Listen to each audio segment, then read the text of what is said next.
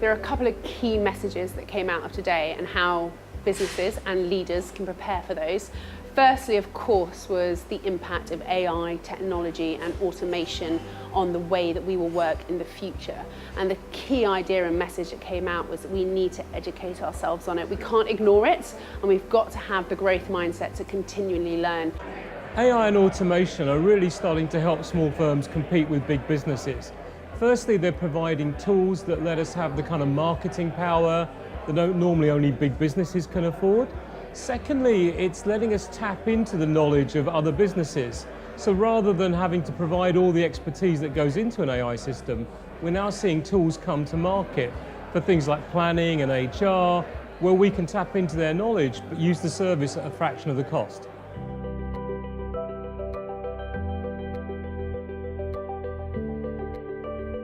Machine learning is going to have a massive impact on the future workforce, because what it allows us to do is to capture the experience of people who've done the job in the past and then automate it.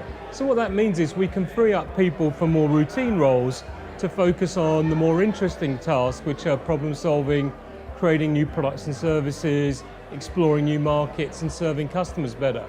But obviously it's also going to have an impact on jobs. Some people will just choose to take the cost reductions, but I think the winners in this world are going to be the ones that use machine learning to free up human time to really add value to the organisation and differentiate it.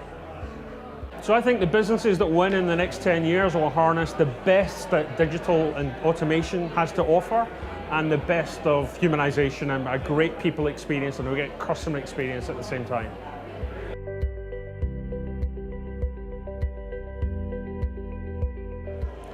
So one of the things that we've really focused on in the last decade is that how do we harness digital benefit?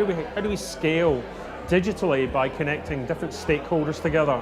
So if you can imagine all of the stakeholder groups that orbit around small businesses, accountants, banks, other service providers, lenders, we built a platform for them to collaborate on and service the needs of that small business much more effectively. And because it's digital, it's been able to scale much more quickly than we would have been able to do in a kind of traditional setup.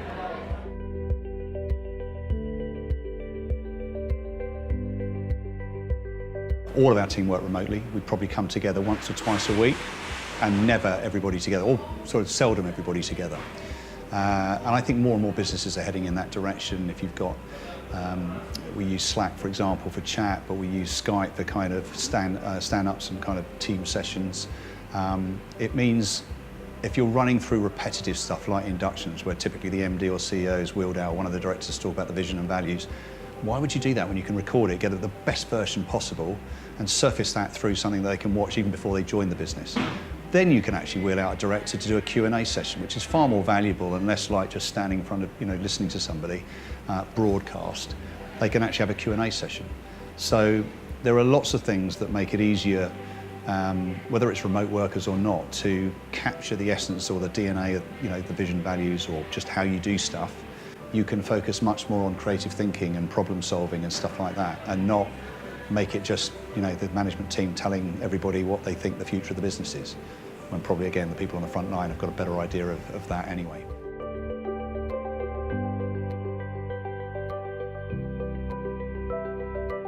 When you talk about lifelong learning, I think there's often a debate about, the pressure should come from a company to provide, learning to employees because they're going to need to skill up over time. I think increasingly we need to recognise that there's a joint responsibility, employers and employees. And I think where technology can really help is provide the context for fielding the stuff an employer needs to share with an employee, things around induction or compliance, but equally providing a very user-friendly environment in which the learner, the employee, can grab hold and find the stuff they need to improve their skill sets, or even just an area of passion. And the fallout from that is you get people being more effective faster and hopefully staying with the business for longer too. So the ROI of using good technology for that is pretty obvious.